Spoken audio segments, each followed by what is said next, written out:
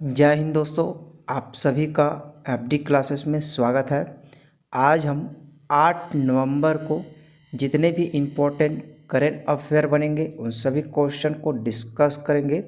यदि आपको किसी भी क्वेश्चन में किसी भी प्रकार का डाउट हो तो कमेंट ज़रूर कर देना है। यदि आप हमारे वीडियो में पहली बार हैं तो चैनल को सब्सक्राइब, लाइक और शेयर ज़रूर करें। साथ ही बेल आइकन को ज़रूर दबाएं जिससे कि आपको नोटिफिकेशन मिल सके। चलिए आज का पहला क्वेश्चन देखिए। छत्तीसगढ़ राज्य के किस श्रीमेन क्षेत्र को संरक्षित क्षेत्र घोषित किया गया है? तो इनका सही आंसर होगा राज्य सरकार द्वारा छत्तीसगढ़ के जामुला श्रीमेन क्षेत्र को छत्तीसगढ़ सरकार द्वारा संरक्षित क्षेत्र घोषित किया गया है। याद रखेंगे दोस्तों, कलेक्टर एवं जिला दंड अधिकारी श्री पुष्पेंद्र कुमार मीणा ने जामुल श्रीमेन वक्स जिला दुर्ग के संपूर्ण क्षेत्र को 1 वर्ष की अवधि के लिए संरक्षित क्षेत्र घोषित किया है। संरक्षित क्षेत्र में विधि द्वारा अधिकृत व्यक्तियों एवं आवेदक द्वारा प्रवेश करने के लिए अधिकृत व्यक्तियों को छोड़कर अन्य व्यक्तियों को उक्त क्षेत्र में प्रवेश प्रतिबंध रहेगा। यह आदेश जारी होने की तिथि से अधिकतम 1 वर्ष के लिए रहेगा। देश में जिला मजिस्ट्रेट द्वारा आवश्यकता अनुसार परिवर्तन किया जा सकेगा। याद रखेंगे दोस्तों, एक अवधि के लिए मतलब 1 वर्ष के लिए यह संरक्षित क्षेत्र घोषित किया गया है। चलिए नेक्स्ट क्वेश्चन देखिए। पहले चरण की 20 सीटों पर मतदान में सबसे ज़्यादा वोटिंग कहाँ हुए हैं? तो इनका सही आंसर होगा सबसे ज़्यादा वोटिंग पहले चरण में खैरागढ़ विधानसभा क्षेत्र में हुआ है। याद रखेंगे दोस्तों, कल पहले चरण के 20 सीटों में मतदान हुए हैं, इसमें खैरागढ़ में सबसे ज़्यादा अधिक मतदान हुए हैं। इसी के साथ बीजापुर में सबसे कम मतदान किए गए हैं।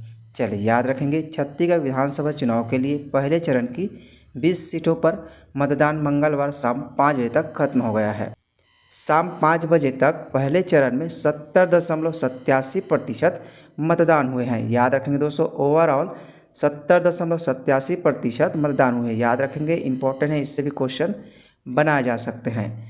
सबसे ज़्यादा खैरागढ़ विधानसभा क्षेत्र में 76.31% मतदान हुए हैं। वहीं सबसे कम वोटिंग बीजापुर में 40.98% मतदान हुए हैं। इस दौरान कांकेर, नारायणपुर, बीजापुर, दंतेवाड़ा और सुकमा में नक्सली वारदातें और मुठभेड़ की घटनाएं सामने आई हैं। चलिए नेक्स्ट क्वेश्चन देखिए। हाल ही में चर्चित पवन खरा पहाड़ किस जिले में स्थित है? तो इनका सही आंसर होगा पवन खरा पहाड़ कोरबा जिला में स्थित हैं। याद रखेंगे दोस्तों, पवन खरा पहाड़ कोरबा जिले के कटघोरा में स्थित है। यह छत्तीसगढ़ का हाइकिंग क्षेत्र है। हाइकिंग का मतलब हाइकिंग या पैदल यात्रा एक आउटडोर गतिविधि है जिसमें प्राकृतिक वातावरण में चलना पैदल यात्रा के मार्गों पर चलने से है। इससे स्वास्थ्य को लाभ पहुंचता है। चलिए नेक्स्ट क्वेश्चन है। अखिल भारतीय मुक्तिबोध नवचेतना सम्मान से किसे सम्मानित किया गया है? जिनका सही आंसर होगा वीरेंद्र बहादुर सिंह को अखिल भारतीय मुक्तिबोध नवचेतना सम्मान से सम्मानित किया गया है। याद रखेंगे दोस्तों, इंपॉर्टेंट क्वेश्चन है। चलिए ध्यान देंगे। छुई खदान के गौरव वीरेंद्र बहादुर सिंह को यह सम्मान साहित्य की उत्कृष्टता के आधार पर उनकी कृति छुई खदान परत दर परत के लिए प्रदान किया गया है। याद रखेंगे दोस्तों, वीरेंद्र बहादुर सिंह की कृति छुई खदान परत दर परत के लिए यह सम्मान से सम्मानित किया है। कवि लोक साहित्य परिषद बिलासपुर के द्वारा वरिष्ठ पत्रकार एवं लेखक ठाकुर वीरेंद्र बहादुर सिंह को 5 नवंबर को बिलासपुर में अखिल भारतीय मुक्तिबोध नवचेतना सम्मान से सम्मानित किया गया है। बिलासपुर में यह सम्मान से सम्मानित किया गया है। सम्मान समारोह के मुख्य अतिथि वरिष्ठ पत्रकार दिवाकर मुक्तिबोध और विशेष अतिथि कहानीकार सतीश जायसवाल उपस्थित थे। चलिए नेक्स्ट क्वेश्चन देखिए। भारत के नए मुख्य सूचना आयुक्त किसे नियुक्त किया गया है? तो इनका सही आंसर होगा भारत के नए मुख्य सूचना आयुक्त श्री हीरालाल सामरिया को नियुक्त किया गया है। आप इमेज में देखिए, श्री हीरालाल सामरिया जी ये है। चलिए ध्यान देंगे। 6 नवंबर 2023 को राष्ट्रपति द्रौपदी मुर्मू ने हीरालाल सामरिया को मुख्य सूचना आयुक्त के रूप में शपथ दिलाई है। हीरालाल सामरिया के बारे में याद रखेंगे। हीरालाल सामरिया सब बैच के IAS ऑफिसर हैं। वह श्रम और रोजगार मंत्रालय में सचिव के रूप में काम भी कर चुके हैं।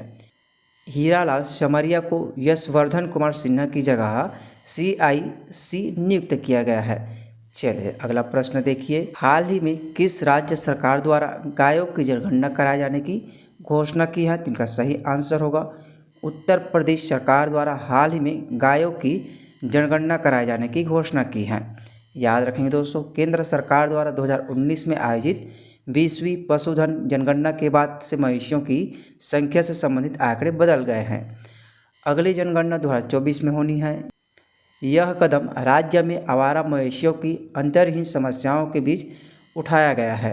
यूपी के CM योगी आदित्यनाथ ने सभी गायों की जियो ट्रैकिंग के बाद प्राथमिकता के आधार पर 3 श्रेणियों में गिनती करने का आदेश दिया गया है।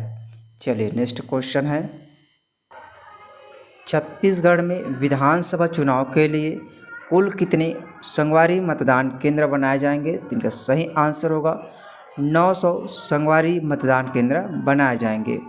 याद रखेंगे दोस्तों, छत्तीसगढ़ में विधानसभा चुनाव के दौरान इस बार कुल 900 संगवारी मतदान केंद्र बनाए जाएंगे जो महिलाओं द्वारा संचालित होंगे।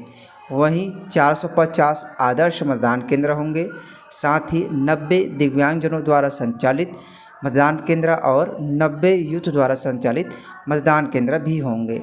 याद रखेंगे दोस्तों, मुख्य निर्वाचन पदाधिकारी कार्यालय के अनुसार छत्तीसगढ़ के 90 विधानसभा क्षेत्रों में कुल 24,109 मतदान केंद्र है।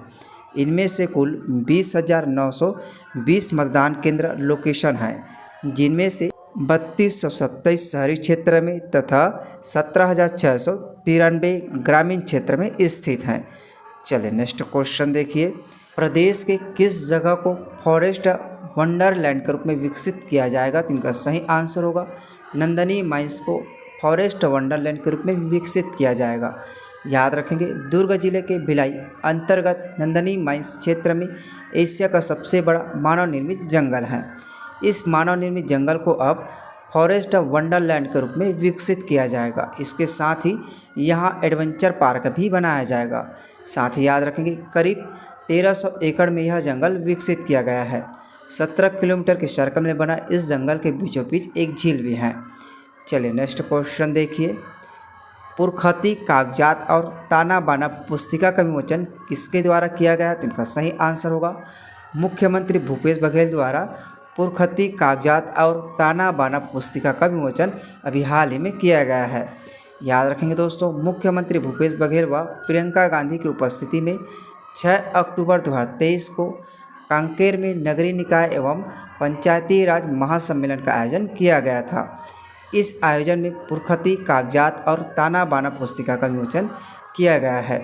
पुरखती कागजात पुस्तिका के बारे में याद रखेंगे, बस्तर में क्षेत्रवार आदिवासी समुदायों के देवी देवताओं की वाचिक परंपरा में प्रचलित मान्यताओं को लेखाबंद कर उन्हें जारी किए गए सामुदायिक वन अधिकार के प्रपत्रों को संकलित कर पुरखती कागजात नामक पुस्तिका तैयार की गई है।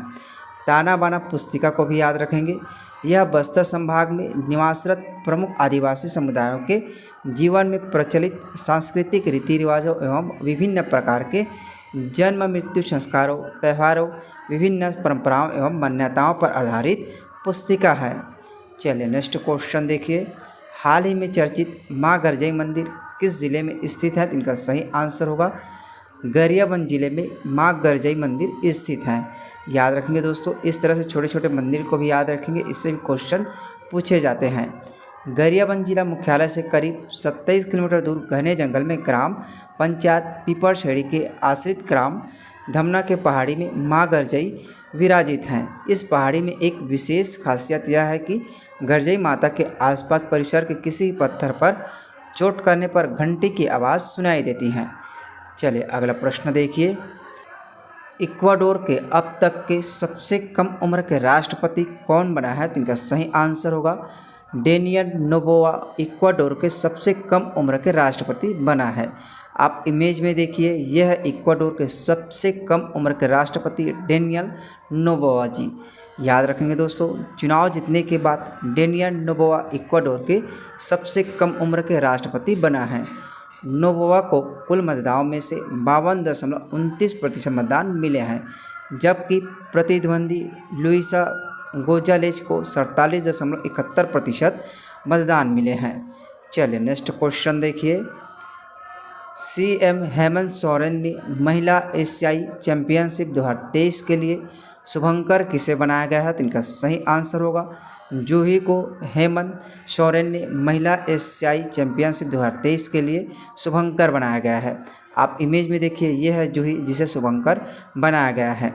झारखंड के माननीय मुख्यमंत्री श्री हेमंत सोरेन ने धुरवा रांची झारखंड में प्रोजेक्ट भवन में हॉकी महिला एशियाई चैंपियनशिप 2023 के शुभंकर का अनावरण किया है। जूही नाम का शुभंकर बेतला नेशनल पार्क के लोकप्रिय हाथी से प्रेरित है। इसमें याद रखेंगे दोस्तों, बेतला नेशनल पार्क झारखंड में स्थित है। इससे भी क्वेश्चन पूछे जा सकते हैं। चलिए नेक्स्ट क्वेश्चन देखिए। पिछले वीडियो में हमने आपसे क्वेश्चन पूछा था कि 37वें नेशनल गेम में छत्तीसगढ़ की तीरंदाजी पुरुष टीम ने कौन सा पदक जीत हासिल किया है, तो इनका सही आंसर होगा कांस्य पदक जीत हासिल किए थे। अब आपके लिए आज का क्वेश्चन, प्रथम चरण के मतदान के दौरान प्रदेश के कितने लाख लोग अपने मताधिकार का प्रयोग करेंगे, तो इनका सही आंसर आप कमेंट बॉक्स में ज़रूर दीजिएगा। चलिए मिलते हैं अगले वीडियो में। जय हिंद, जय छत्तीसगढ़।